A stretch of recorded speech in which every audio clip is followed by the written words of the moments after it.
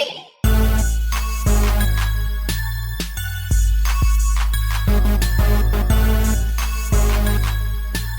to the Apply Pressure Podcast, Lorenzo Alexander. Make sure that you like, subscribe to this channel.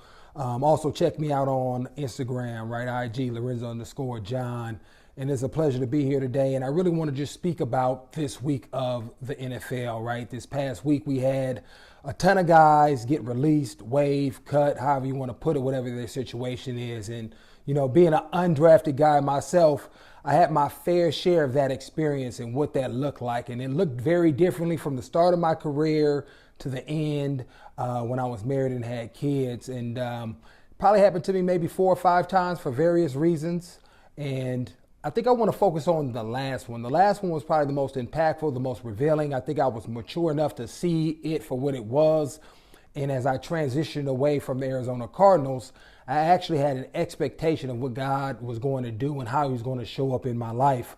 You know, as I mentioned, you know, being undrafted, you have to grind. And oftentimes grind much differently than that first round, and rightfully so, right? Because the team has made an investment and oftentimes have put you in a box as a guy like, hey, let's just take a flyer on this kid and see what he can do.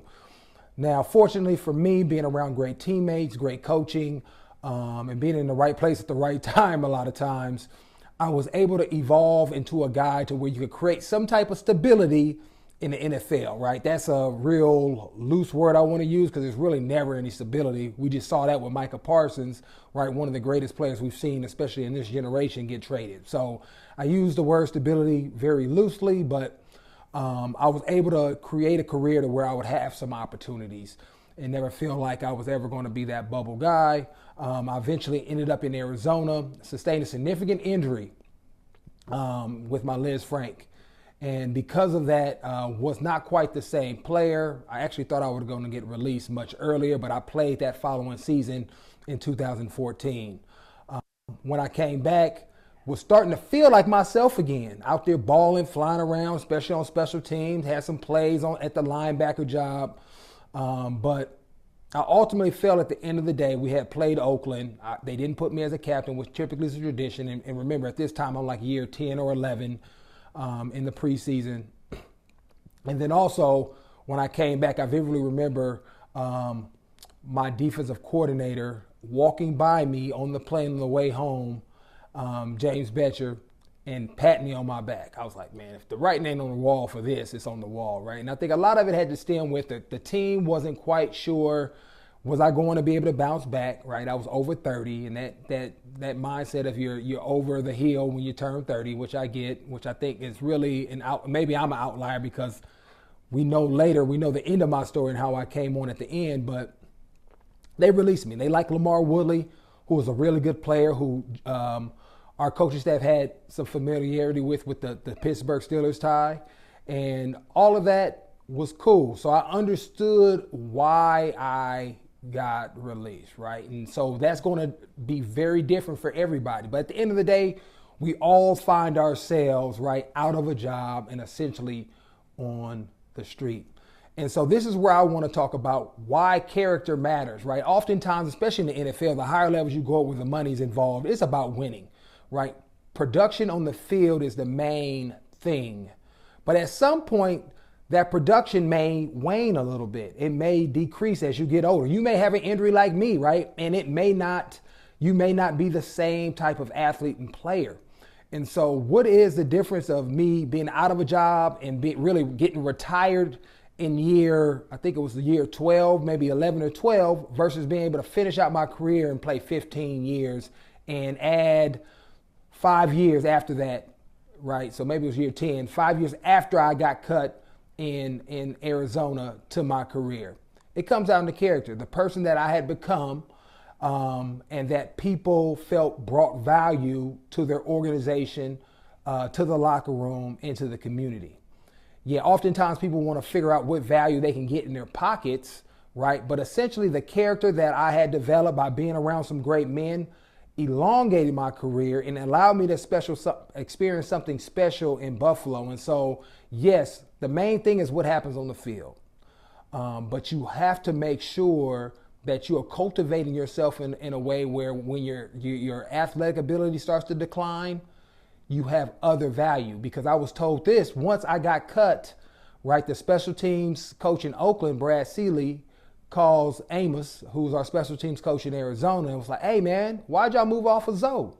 What type of player or what happened there? And Amos was like, hey man, we just went in a different direction. We chose someone else, right? Nothing against Zoe, great guy. If you have the opportunity to sign him, I would reach out. So Brad Seeley reached out to me. Obviously, Oakland's my hometown, and that's where I ended up.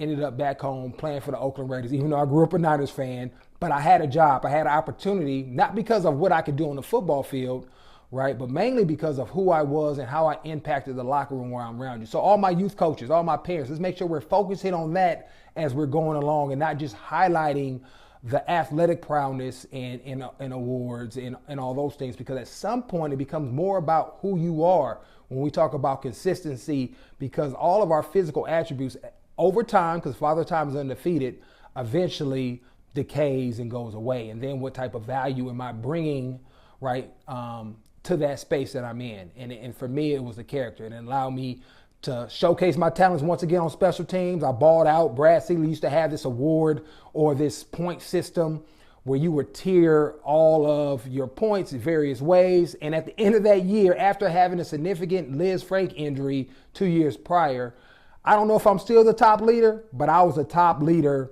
on his point system of all time. And he's been around some great guys like from Josh Cribbs. You know, he was in New England when they had a lot of great special teams players as well. He's been around the block. I mean, I think Brad has been in the league or was in the league at 30 years plus that time. So a lot of great athletes.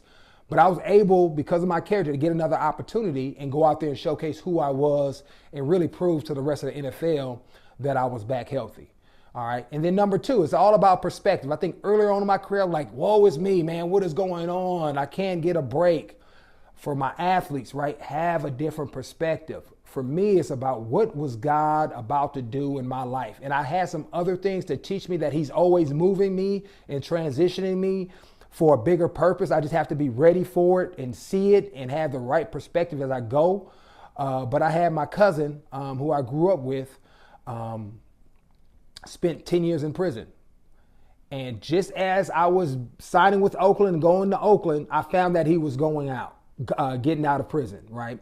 And so that was the probably in the way I see it now was the real purpose of me going to Oakland. Yes, I had an opportunity, a job to continue to provide for my family, but I had this unique experience to be there for my cousin who we grew up, we lived together. He's like my cousin, my big brother, kept me out of the streets, kept me on the right path because he saw what the streets could do and saw something in me that would allow me to then cultivate and create impact, right? And so I always love to give my cousin homage, Tommy Buckley, for what he did, because it's very easy to pull people around you into what you're in. He made sure I stayed out of it.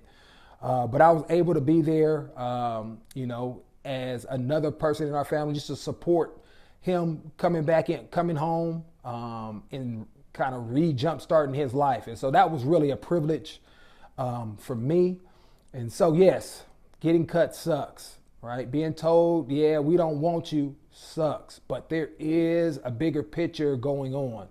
And so make sure that we're always focusing on what is God trying to reveal, who is he trying to send us to impact, who is he sending to impact us, right? That's going to elevate and change our lives as well. So yes, getting cut sucks, as I mentioned, but remember, right, our character and who we are, right, is going to provide additional opportunity, whether that's in the game or not. And then number two, God is moving you for a purpose. So seek that purpose out. And I think when we do those two things, we're really able to handle transition well, because it's always hard, but at least you have a purpose and a mission and an understanding of what's going on and what you should be looking out for as you go through that transition. So that's just one of my cut stories, getting released stories that occurred during my career. I have some other cool ones too that I'll eventually share over this podcast. But hey, just make sure, right, character counts. It's a real thing. It may not always show up monetarily, but it may create some longevity, which obviously by that, if I'm still in the league, I'm still making some bread, right? So make sure that we're focusing on our character, right, and looking out for what God has in store for us. And let's make sure that we lean full in to the discomfort, because that's where we ultimately grow. Not only ourselves, but then we're able to impact the people around us. God bless, be safe, and remember to like and subscribe.